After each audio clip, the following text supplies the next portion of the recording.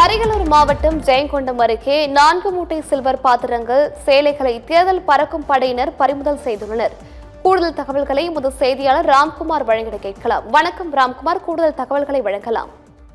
கண்டிப்பா சர்மிளா, அதாவது தமிழ்நாடு சட்டமன்ற தேர்தல் அறிவிக்கப்பட்டுள்ள நிலையில் நேற்று மாலை முதல் தேர்தல் நடத்தை விதிமுறைகள் அமலுக்கு வந்துள்ளது. இதனையடுத்து அரியலூர் மாவட்டத்தில் உரிய அனுமதியின்றி பரிசு பொருட்கள் மற்றும் பணம் ஆகியவை எடுத்துச் செல்வதை தடுக்கும் வகையில் 9 தேர்தல் பறக்கும் படைகள் தற்போது அமைக்கப்பட்டு தற்போது செயல்பாட்டில் உள்ளது.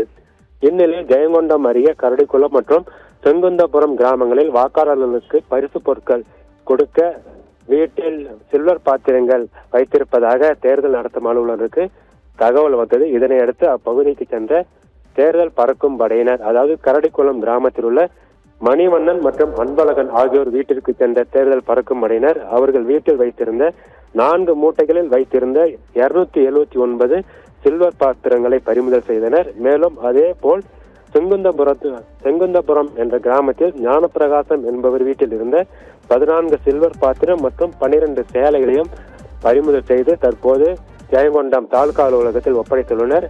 மேலும் இது யாருக்காக கொடுக்க வைத்திருந்தது என்பது குறித்து தேர்தல் நடத்தும் அலுவலர்கள் தற்போது தீவிர விசாரணை நடைபெற்று வருகிறது.